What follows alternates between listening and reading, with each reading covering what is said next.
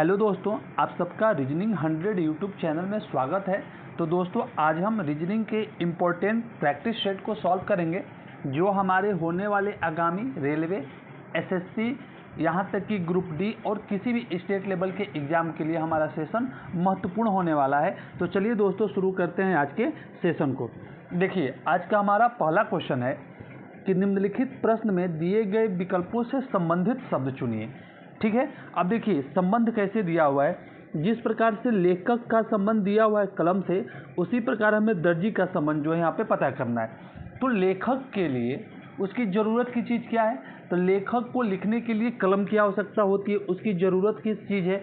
उसी प्रकार दर्जी को उसकी ज़रूरत की चीज़ क्या है? तो दर्जी का कार्य क्या है? सिलना। और सिलने के लिए उसे किस चीज़ की ज़रूरत होगी? तो सुई की ज़रूरत होगी। यानी कि ऑप्शन नंबर बी यहाँ से करेक्ट हो जाएगा, सुई।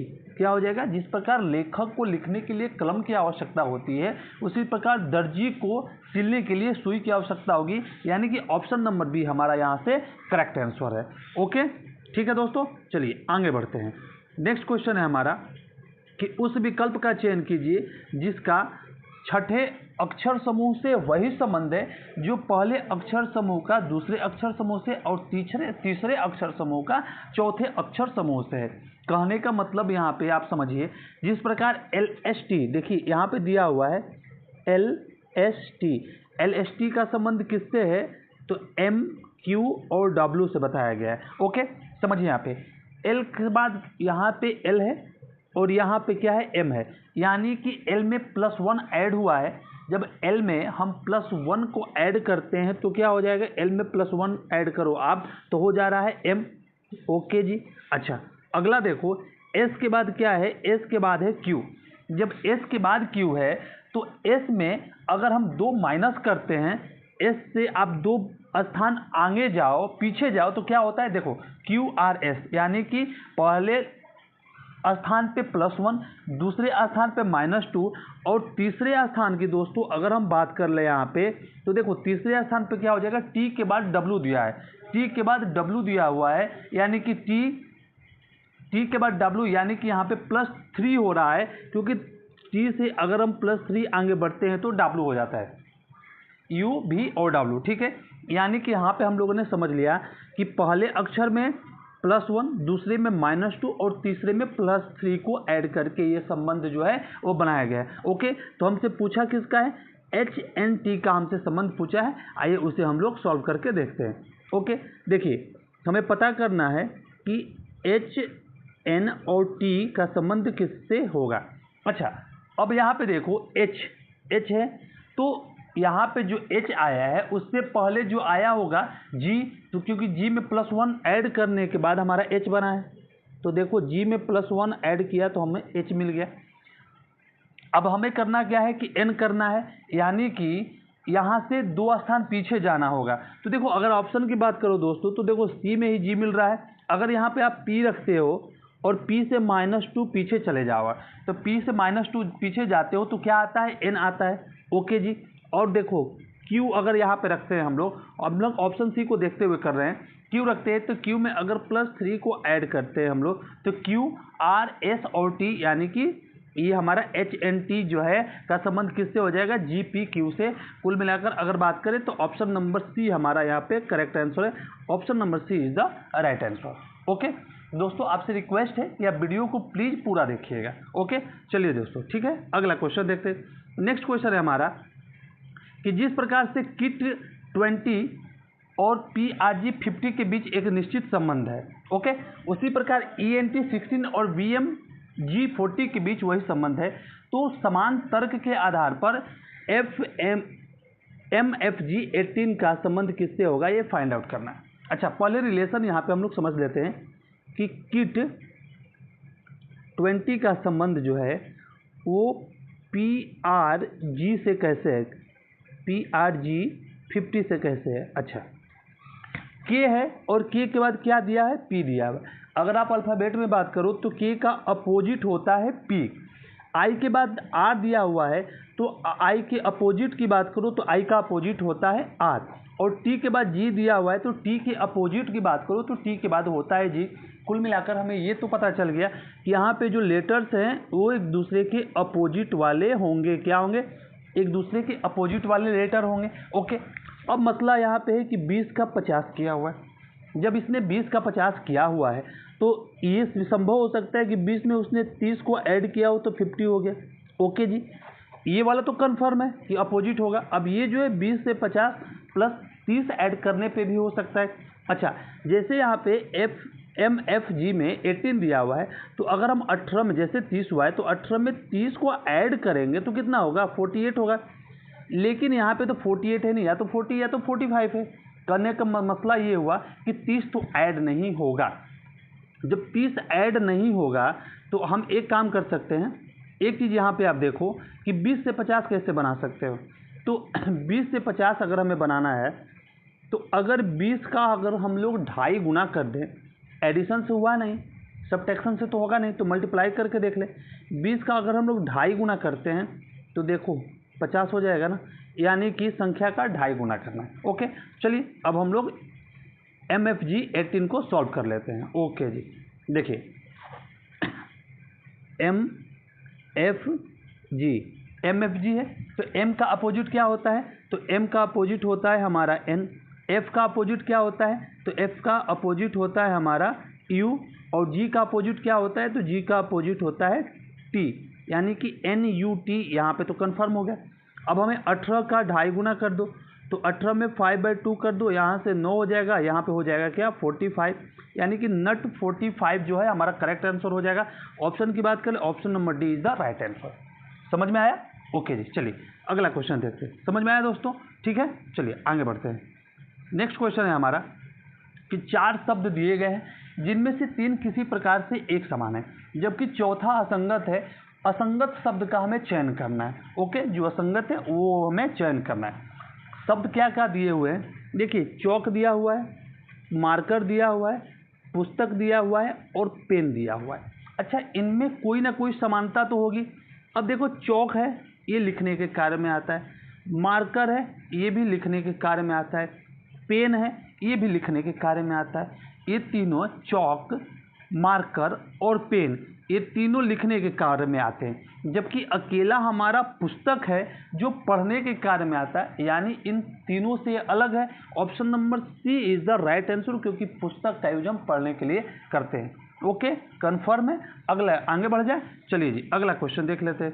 नेक्स्ट क्वेश्चन है हमारा कि उस संख्या का चयन कीजिए जो दी गई संख्या श्रेणी में प्रश्न चिन्ह के स्थान पे आएगा। ओके, अब देखो, ये नंबर सीरीज के क्वेश्चन को हम लोग कैसे सॉल्व करते हैं यहाँ पे समझिए।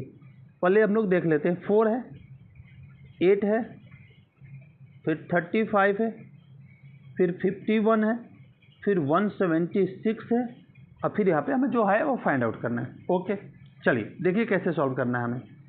अगर हम यहाँ पे बात करें दोस्तों, तो 4 और 8 में अगर हम डिफरेंस देखते हैं तो 4 और 8 में कितने का डिफरेंस है? तो 4 का डिफरेंस है। ओके, 8 और 35 की बात करो आप, तो 8 और 35 में कितने का डिफरेंस हो जाएगा? तो 27 का डिफरेंस हो जाएगा। ओके जी, 35 और 51 में कितने का डिफरेंस हो गया? तो 35 और 51 में 16 का डिफरेंस हो गया। ओके, 51 और 176 में कितने का डिफरेंस हो जाएगा? तो 5 और 12, 125 का डिफरेंस यहाँ पे हो गया। अब हमें नेक्स्ट को फाइंड आउट करना है। अच्छा, जब हम इन संख्याओं को आप देखो सॉल्व कर रहे हो तो कुछ तो समझ में आएगा। ये क्या है? 2 का स्क्वायर है। ये क्या है? ये 3 का स्क्वायर है ना जी? ये 3 का स्क्वायर। ये क्या है? ये 4, सॉरी, एक मिनट, ये 3 का क्यूब है। ये 2 का स्क्वायर है, ये 3 का क्यूब है। ये 4 का स्क्वायर है, ये 5 का क्यूब है। तो हमारा 2, 3, 4, 5, तो नेक्स्ट आ जाएगा 6। 6 का क्या आएगा? 6 का स्क्वायर हो जाएगा। 6 का स्क्वायर अगर बात करें तो 6 का स्क्वायर कितना हो जाएगा? 36, यानी कि यहाँ पे हमारा हो जाएगा 36। अगर 36 को हमें 176 में अब ऐड कर देना है, जो 36 को 176 में अगर हम ऐड करते हैं तो देखो हमारा कितना आ जाता है। ऐड कर लीजिए, 6 और 6 12, 17 और 3 20 और 1 21, यानी कितना हो गया? 212। ऑप्शन में देख लो, ऑप्शन नंबर बी हमारा यहाँ से करेक्ट हो जाएगा, 212। Option number B is the right answer. ठीक है, समझ में आया? चलिए दोस्तों आगे बढ़ते हैं। नेक्स्ट क्वेश्चन देखिए नेक्स्ट क्वेश्चन है हमारा, कह रहा है कि 6 और यहाँ पे समझ लीजिए, जैसे दिया हुआ है कि 6 और 8 का यूज करके 12 बनाना है। क्या बनाना है? तो 6 और 8 का यूज करके 12 बनाना है, 12 बना है। 9 और 8 का यूज करके 18 बना है। तो उसी प्रकार 6 और 10 का यूज करके क्या बनेगा, ये हमें यहाँ पे फाइंड आउट करना है। तो पहले करना कैसे है, तो समझिए यहाँ पे 6 और 8 का यूज करके कैसे 12 बना सकते हो। 6 यहाँ पे देखो आप, 6 है और 8 है, तो पहले अगर 6 और 8 को ऐड करते हो तो 14 होता है। यहाँ से 12 बना नहीं, ठीक है। प्लस करके हो नहीं रहा है, माइनस करेंगे तो होगा नहीं। अब एक बचता है मल्टीप्लिकेशन। अगर मल्टीप्लाई कर लें तो 6 × 8 किया तो कितना हो गया, 48। ओके 48 बना। अब क्या 48 से 12 बन सकता है? हाँ, 48 में अगर 4 से मल्टीप्लाई हम लोग कर देते, 48 को 4 से डिवाइड कर दें तो कितना हो जाएगा, 48 को 4 से डिवाइड कर दे तो हमारा हो जाएगा यहाँ पे 12, ठीक है। यानी कि यहाँ से 12 बन रहा है। अच्छा, इसको हम लोग ऐसे भी चेक कर लीजिए, दूसरा चेक कर लीजिए, ठीक है। दूसरा इसको 9 8 वाला चेक कर लीजिए। 9 × 8 मल्टीप्लाई करो, कितना हो जाएगा, 9 × 8/4 कर दो। अब यहाँ पे देखो 2 गया 18, यानी कि ये वाला जो हमारा सीरीज है, ये जो पैटर्न है यही फॉलो करेगा। तो नेक्स्ट हम लोग देख लेते हैं 6 और 10 से। 6 है × 10 और 4 से डिवाइड करना है, तो 4 से डिवाइड कर दो, कितना हो जाएगा, 60 में 4 से अगर डिवाइड करते हो तो कितना हो जाएगा, 15 हो जाएगा। ऑप्शन की बात कर लो तो option number B is the right answer. Okay, ठीक है। यहाँ से चलिए अगला क्वेश्चन देखते हैं। अगला क्वेश्चन है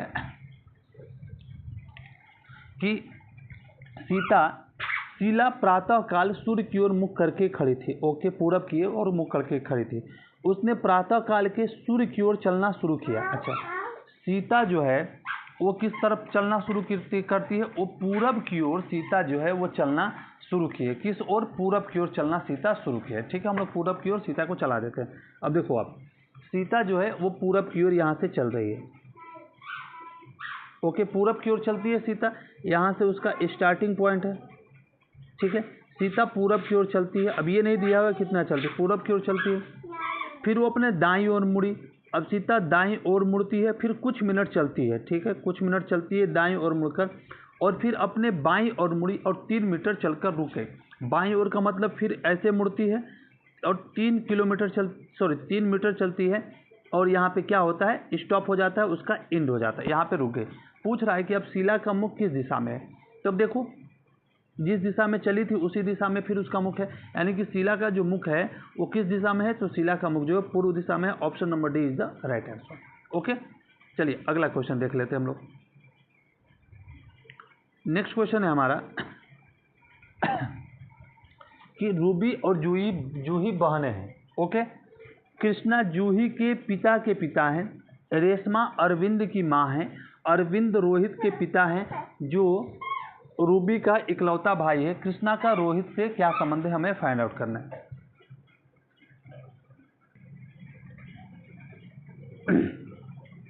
तो दोस्तों इसको हम लोग सॉल्व करते हैं। अब पहले देखिए, जहाँ से जिनका जो संबंध है ना ज़्यादातर, उसको हम लोग यहाँ से उठाते हैं। अब देखो, रेशमा अरविंद की माँ है, यहाँ से हम लोग स्टार्ट करते हैं कि रेशमा कौन है। रेशमा जो है वो अरविंद की माँ है। अच्छा, रेशमा कौन है, तो रेशमा किसकी माँ है, तो रेशमा जो है वो अरविंद की, देखिए अरविंद है, अरविंद की माँ है रेशमा। ओके, ये हुआ। अरविंद जो है रोहित के पिता हैं। अरविंद किसके पिता हैं, तो अरविंद जो है वो फादर किसके हैं, तो अरविंद फादर हैं रोहित के। किसके फादर हैं, तो अरविंद जो है वो रोहित के फादर हैं। ओके जी, ये भी हो गया, ठीक है। अब देखो, कह रहा है कि जो रूबी का इकलौता भाई है, रोहित जो है किसका इकलौता भाई है, तो रोहित जो है वो रूबी का इकलौता भाई है। किसका इकलौता भाई है, तो रूबी का, रूबी का इकलौता भाई है रोहित। ओके, यानी ये सब हमारा यहाँ से हो गया। ओके, अब देखो, कृष्णा जूही के पिता हैं। अच्छा ठीक है, वहाँ पे पहले यहाँ पे देख लिए, रूबी का संबंध दिया है, रूबी और जूही बहनें हैं। ओके, रूबी और जूही, रूबी और जूही जो है वो बहनें हैं। ओके, रूबी और जूही बहनें। और कह रहे हैं कि कृष्णा जो है वो जूही के पिता हैं, यानी जूही के पिता हुए अरविंद, तो अरविंद के पिता कौन हैं? तो अरविंद के पिता हो जाएंगे कृष्णा। कौन हो जाएंगे अरविंद के पिता? कृष्णा जो हैं वो अरविंद के पिता हो जाएंगे। हमारा बन के तैयार हो गया। अब हम लोग आइए सॉल्व कर लेते हैं। पूछा क्या है, कृष्णा का रोहित से क्या संबंध है? तो रोहित का क्या है? रोहित के दादा होंगे, यानी दादा पिता के पिता। ऑप्शन की बात कर लो तो option number A is the correct answer. Okay दोस्तों, समझ में आया? ठीक है, चलिए अगला क्वेश्चन देख लें। ओके जी, चलिए अगला क्वेश्चन देखिए। नेक्स्ट क्वेश्चन है कि यदि Q का अर्थ प्लस, J का अर्थ गुना, T का अर्थ माइनस और K का अर्थ भागा है, तो जो संख्या दी हुई है ना वो हमें फाइंड आउट करना है। केवल यहाँ पे जो सिंबल्स है ना उसके जगह पे जो हमारे प्लस माइनस का साइन है वो हमें यहाँ पे रख देना है। ओके, अब देखो 52 है, 52 है। ओके, तो 52 के बाद क्या है? K है। K का यहाँ पे देखो क्या दिया हुआ है, K का दिया हुआ है यहाँ पे डिवाइड, K का दिया हुआ है डिवाइड, भागा 4 हो जाएगा। Q का अर्थ क्या है? प्लस है, Q का अर्थ है प्लस, और फिर यहाँ पे दिया हुआ है 6। J का अर्थ क्या है? J का अर्थ है गुणा और 12। T का अर्थ क्या है? यहाँ पे T का अर्थ है माइनस, और फिर यहाँ पे हो जाएगा हमारा 8। ठीक है, ऐसे आइए सॉल्व कर लेते हैं। अब 52 में 4 से डिवाइड करेंगे तो हो जाएगा यहाँ पे 13 प्लस 6 गुणे 12 और माइनस 8। ठीक है, यहाँ पे ऐसे। अब 13 तो ठीक है, 13 और 72। अब देखो 13 हो गया और यहाँ पे हो गया कितना? 72 और माइनस 8। ओके, तो कितना हो गया? यहाँ पे हो गया 85 और माइनस 8। 85 से 8 आप माइनस कर दो तो हो जाएगा कितना? 77। 77 ऑप्शन की बात कर ले तो option number 77, option number D is the right answer. ठीक है दोस्तों, ओके जी, चलिए नेक्स्ट क्वेश्चन देखते हैं। नेक्स्ट क्वेश्चन कह रहा है हमसे कि उस विकल्प का चयन करें जो दिए गए वेन आरेख द्वारा सर्वोत्तम ढंग से निरूपित होता है। यानी कि यहाँ पे देखिए तीनों का एक दूसरे से संबंध बताया गया है, तीनों का एक दूसरे से संबंध बताया गया है। तो जो इस वेन डायग्राम को सेटिस्फाई करता है वो हमें आपसे फाइंड आउट करना हुआ। ओके ओके, चलिए देखते हैं। अब देखो पहले मैं आपको बता दूं, सोना, चांदी और आभूषण, अगर ये आभूषण होगा बड़ा वाला हिस्सा, तो आभूषण में ही आता है सोना भी और चांदी भी। क्या ऐसा डायग्राम है क्या? नहीं है जी, बी नहीं होगा, समझते चलिएगा। ओके, सी वाला देखिए, मेज, कुर्सी, फर्नीचर। अगर ये फर्नीचर है तो फर्नीचर का हिस्सा ही होता है मेज और फर्नीचर का हिस्सा ही होता है कुर्सी। क्या है ऐसा भी है क्या? नहीं, ना ये हुआ ना ये हुआ, ये दोनों में से नहीं हुए। ओके, ये भी नहीं हुआ, ये भी नहीं हुआ। ओके, परिवार, माता पिता और बच्चे। अच्छा, तो अगर ये परिवार है तो परिवार के अंदर आ जाएंगे माता पिता, परिवार के आ जाएंगे माता पिता, और एक मिनट, परिवार है तो परिवार के परिवार हो गया ये बड़ा वाला, परिवार के अंदर हो जाएंगे माता पिता। ओके, और माता पिता के अंडर में आ जाएंगे बच्चे। ऐसा भी है क्या? नहीं है, यानी कि तीनों नहीं है। तो ऑप्शन नंबर क्या हो जाएगा? ऑप्शन नंबर ए यहाँ से करेक्ट हो जाएगा। ठीक है, क्योंकि जो छात्र है वो आदमी भी होगा और जो छात्र है वो डॉक्टर भी होगा। ठीक है, तो हमारा ऑप्शन नंबर ए यहाँ से बिल्कुल करेक्ट है। ओके जी, चलिए अगला देख लेते हैं। अगला क्वेश्चन है हमारा, देखिए समझिए क्या कह रहा है। दिए गए चित्र में वृत्त चिकित्सकों को निरूपित करता है, त्रिभुज अभिनेताओं को निरूपित करता है और पंचभुज सज्जनों को निरूपित करता है। निम्न में से कौन से प्रतीक उन सज्जनों को निरूपित करते हैं जो अभिनेता भी हैं? यानी सज्जन और अभिनेता जो कॉमन है उनको फाइंड आउट कीजिए। तो ये अभिनेता का हिस्सा हो गया, ये सज्जन का हिस्सा हो गया, दोनों में कॉमन देख लो तो ये वाला हिस्सा हो गया, है ना जी, ये वाला हिस्सा, दोनों में ये वाला हिस्सा कॉमन है। Option number D is the right answer. Okay, आगे बढ़िए, आगे बढ़ जाते हैं हम लोग। चलिए यहाँ पे देखिए, कह रहा है कि 6 व्यक्ति हैं P, Q, R, S, T और U एक ही वर्ष के विभिन्न महीनों यानी जनवरी, ओके, जनवरी, फरवरी, मार्च, जुलाई, सितंबर और दिसंबर। अच्छा, ये मंथ दिए हुए हैं और इन्हीं मंथ में वो लोग क्या करते हैं, यात्रा करते हैं। अच्छा, उनके यात्रा का ये मंथ दिया हुआ है, ठीक है। कह रहा है कि आर सितंबर में यात्रा करता है। आर कब से यात्रा करता है, तो आर जो है सितंबर, आर जो है वो सितंबर में यात्रा करता है, ठीक है। कह रहा है कि आर और टी के बीच केवल एक व्यक्ति यात्रा करता है, तो आर के नीचे तो लेंगे नहीं ना, क्योंकि आर और टी के बीच में कोई होगा नहीं, तो टी ऊपर हो जाएगा, तो आर और टी के बीच में केवल एक व्यक्ति यात्रा करता है। ओके, ये भी हुआ। यू और पी के बीच कोई भी व्यक्ति यात्रा नहीं करता है, यानी यू और पी एक दूसरे के ऊपर नीचे बैठेंगे। और यहाँ पे कह रहा है कि पी जो है वो यू के बाद बैठता है, यानी पहले यू बैठेगा उसके बाद पी, तो दो जगह जो ऊपर नीचे खाली हो कहीं है नहीं, हाँ ऊपर से है यू और पी। ओके जी, अच्छा ये भी हो गया।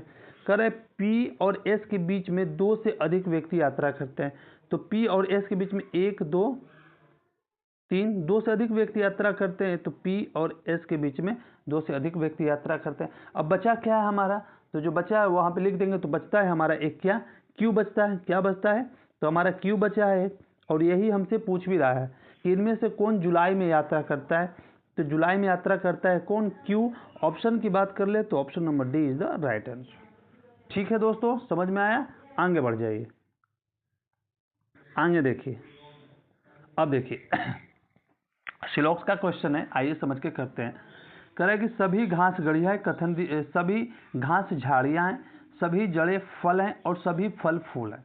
पहले इन दोनों को लीजिए क्योंकि ये दोनों रिलेट हो रहे हैं एक साथ में, ये तो अलग है।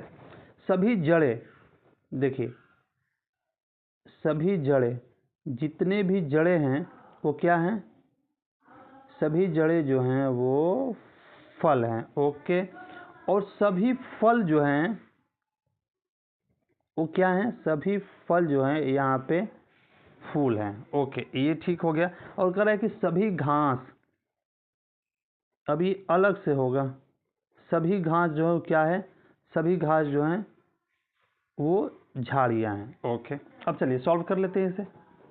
चलिए देखिए कैसे सॉल्व होता है। पहला कथन देखिए, सभी घास फूल हैं। अब देखो घास यहाँ पे है, घास यहाँ पे है, फूल यहाँ पे है, दोनों के बीच में कोई संबंध है क्या, नहीं है। जब संबंध नहीं है तो ये गलत है। सभी जड़ें फूल हैं, सभी जड़ें और फूल। हाँ, एक चीज़ याद रखिए, जब भी हम नीचे से ऊपर की तरफ जाएंगे ना, जब डायग्राम में ऐसे जड़ें और फूल ऐसे जाओगे तो सभी और कुछ दोनों वाले स्टेटमेंट सही होते हैं, तो ये सही है। सभी फल फूल हैं, सभी फल फूल हैं, फिर नीचे से ऊपर जा रहे हैं, सभी फल फूल हैं, सॉरी कुछ कुछ, सॉरी क्या देखा, नहीं तीसरे में क्या कर रहे हैं, देखिए तीसरे में कर रहे हैं कि कुछ फूल फल हैं, कुछ फूल। तो जब हम ऊपर से नीचे की तरफ आते हैं तो केवल कुछ वाला ही स्टेटमेंट फॉलो होता है, जबकि यह है ये सही, यानी कि पहला गलत है, दूसरा और तीसरा सही है। ऑप्शन की बात कर लें तो 2 और 3 पालन करते हैं, option number B is the right answer. आगे बढ़ जाए, बढ़ जाते हैं। अब देखिए यहाँ पे क्या कह रहा है, कह रहा है कथन हमसे पूछा है कि पेय पदार्थ, कह रहा है कि पेय पदार्थ की पसंद पर हाल ही में हुए एक सर्वेक्षण में 65% लोगों ने चाय, अच्छा चाय को कितने लोगों ने पसंद किया, 65% लोगों ने। 28% लोगों ने कॉफ़ी को पसंद किया, 5% लोगों ने दूध पसंद किया, जबकि 2% लोगों ने कुछ भी पसंद नहीं किया। ये हमें कथन दिया हुआ है। ओके, अब देखिए इसके आधार पे हमें निष्कर्ष दिया हुआ है और पता करना है कि कौन सा निष्कर्ष इस कथन को फॉलो कर रहा है। कह रहा है कि चाय जो है कॉफ़ी से बेहतर पेय पदार्थ है। अब यहाँ पे तुलना तो हुई नहीं है कि कौन सा पेय पदार्थ बेहतर है, उसने तो ये कहा है कि कंजम्पशन जो है ना, जो कंज्यूम है, कंजप्शन है वो ज़्यादा हुआ है। तो भाई ये वाला नहीं, यहाँ पे खपत की बात कर रहा है कि खपत किसकी ज़्यादा हुई, कौन बेहतर है ये नहीं बात कर रहा है। कह रहा है कि दूध की तुलना में अधिक लोग कॉफ़ी पीना पसंद करते हैं, क्योंकि दूध 5% लोग दूध पी रहे हैं और 28% लोग यहाँ पे कॉफ़ी पसंद कर रहे हैं। तो ऑब्वियस सी बात है ये वाला निष्कर्ष 2 सही है। ऑप्शन की बात कर लो तो option number A is the right answer. Okay, ठीक है, चलिए आगे बढ़ जाते हैं। अगला क्वेश्चन देखिए, कह रहा है कि कुछ सहेलियां हैं, ऋचा, 6 सहेलियां हैं, ऋचा, शोभना, उर्मिला, स्वर्णा, पूर्णिमा और काव्या किसी पार्क में एक बेंच पर बैठी है और उन सभी के मुख दक्षिण की ओर है। ओके, कोई बात नहीं। देखो 6 सहेलियां हैं, 1 2 3 4 5 और 6। उन सभी के मुख किस तरह है? दक्षिण यानी नीचे की तरफ है, ये ध्यान दीजिएगा। स्वर्णा पूर्णिमा के बाईं ओर तीसरे स्थान पर बैठी है। स्वर्णा कहाँ बैठी है? स्वर्णा जो है वो पूर्णिमा के बाईं ओर तीसरे स्थान पे बैठी है। ओके। ऋचा और स्वर्णा दोनों काव्या के ठीक बगल में बैठी है। पूर्णिमा और शोभना दोनों उर्मिला के ठीक बगल में बैठी है। तो निम्न में से कौन उर्मिला के बाईं ओर चौथे स्थान पर बैठा है? ओके। अब समझो, यहाँ से देखिए, पूर्णिमा और ऋचा के बीच केवल 4 सहेलियां बैठी हैं। पूर्णिमा और ऋचा, तो 4 1 2 3 4, यानी पूर्णिमा या तो यहाँ पे होगी, पूर्णिमा, ठीक है, या तो पूर्णिमा यहाँ पे होगी या तो ऋचा यहाँ पे होगी, और नहीं तो अपोजिट होगा, या तो ऋचा यहाँ पे होगी या तो पूर्णिमा यहाँ पे होगी। अब आप देखो कैसे, आप खुद निकाल लेगो, खुद ही आपको समझ में आ जाएगा। अब देखो, पूर्णिमा और ऋचा के बीच में केवल 4 साल है। हमने यहाँ पे पूर्णिमा को मान लिया, यहाँ पे ऋचा को मान लिया, ठीक है। स्वर्णा जो है पूर्णिमा के बाईं ओर तीसरे स्थान पर बैठे। स्वर्णा कहाँ बैठे? पूर्णिमा के बाईं ओर तीसरे। अब देखो, पूर्णिमा के बाएं जा सकते हैं क्या हम लोग? हाँ, पूर्णिमा के बाएं जा सकते हैं। पूर्णिमा के बाएं यानी कि 1 2 3। पूर्णिमा के बाएं तीसरे स्थान पे कौन बैठी है? तो पूर्णिमा के बाएं तीसरे स्थान पे बैठी है स्वर्णा। अगर यहाँ पे पूर्णिमा होता, यहाँ पे अगर यहाँ पे देखो, अगर आर वाले स्थान पे पूर्णिमा होती ऋचा के स्थान पे, तो उसके बाएं जाते कहाँ? बाएं तो खत्म है, ठीक है। तो हमारा स्थान सही है। स्वर्णा पूर्णिमा के बाईं ओर तीसरे स्थान पर बैठी है, सही है। ऋचा और स्वर्णा दोनों काव्या के ठीक बगल में बैठी हैं। ऋचा और स्वर्णा दोनों काव्या के ठीक बगल में बैठी है, ये भी हो गया। अच्छा, पूर्णिमा और शोभना दोनों उर्मिला के ठीक बगल में बैठी है। पूर्णिमा और शोभना दोनों उर्मिला के पूर्णिमा और शोभना किसके बगल में बैठी हैं? तो पूर्णिमा और शोभना जो है वो उर्मिला के ठीक बगल में बैठी है। और ठीक है, ये कन्फर्म है, ये शोभना है, आप इससे कंफ्यूज नहीं हो जाएगा। ये शोभना है और ये स्वर्णा है, ये स्वर्णा है, ठीक है। ओके, देखिए ये हमारा बन के तैयार हो गया। अब देखो कह क्या रहा है कि निम्न में से कौन उर्मिला के बाईं और चौथे स्थान पर बैठी है? तो उर्मिला के बाएं, उर्मिला ये है, उर्मिला के बाएं 1 2 3 4 ऋचा बैठी है। ऑप्शन की बात कर लो, तो ऑप्शन की बात करते हैं यहाँ से, तो ऑप्शन मतलब option number C is the right answer. Okay, आगे देख लेते हैं। आगे देखिए, कह रहा है कि अर्पित की वर्षगांठ 10 मार्च 2020 को मंगलवार के दिन है। 10 मार्च 2020 को कौन सा दिन है? 10 मार्च 2020 को मंगलवार है। ओके, और उसकी पत्नी की वर्षगांठ जो 25 मई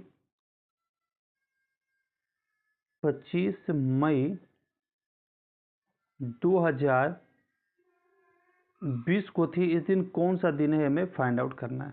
ओके, बस सिंपल सा है, आइए समझ लेते हैं। अब देखो कैसे सॉल्व करना है। 2020 दोनों के बीच में कुछ गैप है? नहीं है, यहाँ पे 0 हो गया।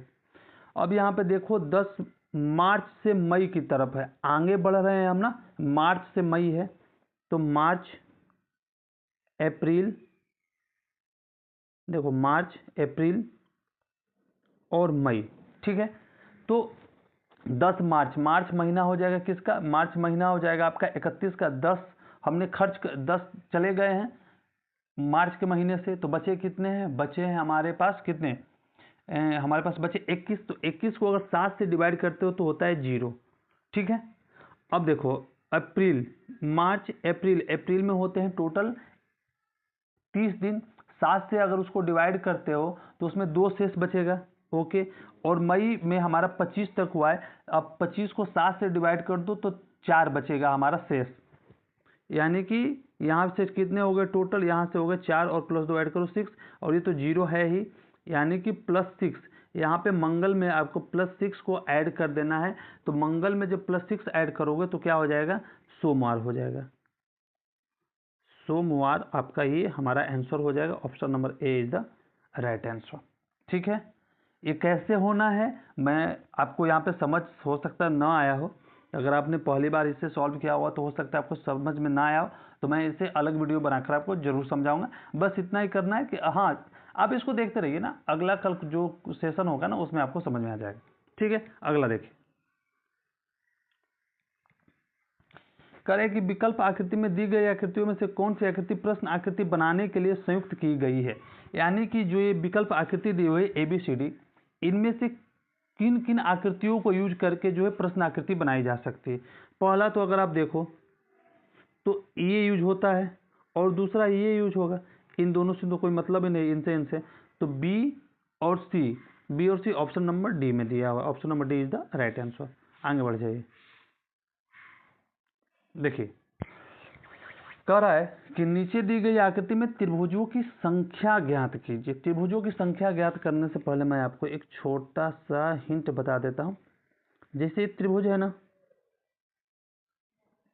अब देखो एक यहाँ से एक, यहाँ से दो। अगर इसमें हमें फाइंड आउट करना है कितने त्रिभुज है, तो 1 2 3। अब तीन खाने हैं, ना। अब करना कैसे होता है, जब ऐसे दिया हुआ है तो 3 खाने में 3, 1 2 3 लिख लिए और इन सबको ऐड कर लो। तो 1 + 2 और +3, 3 2 5 1 6, टोटल कितने हो जाएंगे, टोटल 6 हो जाएंगे। ये इसका नियम है। ओके, तो चलिए यहाँ पे देख लेते हैं। अब यहाँ पे देखो 1 2 3 4, यहाँ पे 4 है, यहाँ पे भी 1 2 3 4, यहाँ पे 1 2 3 4, सब में 4 4 है। तो हमने कहा था सबको ऐड कर लो, 1 2 3 और 4, 4 3 7 2 9 1 10, यानी कि टोटल 10। यानी कि यहाँ भी 10 होंगे, यहाँ भी 10 होंगे और यहाँ भी 10 होंगे। टोटल कितने हो गए, तो टोटल हो गए 10 10 करके, टोटल हो गए हमारे पास कितने, 30 हो गए। तो क्या 30 ही है, क्या 30 ही है अभी यहाँ पे, नहीं जी, वो तो 30 हो गए। ठीक है, अब यहाँ पे आप देख लो, ये वाला बचा है ना, ये 31 हो गया और एक और अभी है बड़ा वाला, ये देखो ये 32 हो गया। यानी कि टोटल 30 और +2 हमारे पास टोटल कितने हो गए, हमारे पास टोटल हो गए 32। ऑप्शन की बात कर ले तो option number B is the right answer. Okay दोस्तों, चलिए नेक्स्ट क्वेश्चन देखिए। नेक्स्ट क्वेश्चन कह रहा है हमसे कि दी गई आकृति का दर्पण प्रतिबिंब चुनना है। तो दर्पण प्रतिबिंब में है क्या, उल्टा कर देना है। तो जो ये नीचे वाला है ये ऊपर चला जाएगा और जो ऊपर वाला है वो नीचे आ जाएगा। तो देखो नीचे वाला ये ऊपर आ गया, ऊपर वाला नीचे आ गया, यही सही है यहाँ से, ये यानी कि option number B is the right answer. Okay ठीक है, चलिए अगला क्वेश्चन देखते हैं। अगला क्वेश्चन देख लीजिए, पासे का क्वेश्चन है। करें कि एक ही पासे की 3 अलग अलग स्थितियां दर्शाई गई हैं, अंक 5 के विपरीत फलक पर कौन सा अंक होगा। अंक 5 के विपरीत फलक पर, अच्छा देखो 5 यहाँ पे कॉमन है, 5 यहाँ भी कॉमन है। तो जब दोनों में 5 कॉमन है तो एक बात देखो, जहाँ पे 5 है ना, यहाँ पे 5 है, तो इस 5 के विपरीत न तो 3 होगा न ही 2 होगा। देखो जब ऐसे क्वेश्चन आ जाए, 5 दिया हुआ है तो इस 5 के अलावा इसमें और क्या क्या है, 3 है, तो इसके विपरीत 3 भी नहीं होगा, इसके विपरीत 2 भी नहीं होगा। अब यहाँ पे देखो इसके 5 है तो इसके विपरीत 1 भी नहीं होगा, इसके विपरीत 6 भी नहीं होगा। तो न 1 होगा, न 2 होगा, न 3 होगा, न 6 होगा, 5 तो है, तो बचा क्या, 4। तो इसके विपरीत कौन सा होगा, विपरीत में 4 होगा। Option number B is the right answer. Okay जी, अगला देखिए। अच्छा, सेशन यहाँ पे हमारा पूरा हुआ। तो दोस्तों देखो आपसे एक रिक्वेस्ट है कि अगर आपको हमारा ये सेशन पसंद आया हो तो प्लीज़ आप हमारे यूट्यूब चैनल रीजनिंग 100 को लाइक शेयर और सब्सक्राइब जरूर कीजिएगा। ओके ठीक है दोस्तों, चलिए मिलते हैं कल के नेक्स्ट सेशन में। आप सबका बहुत बहुत धन्यवाद।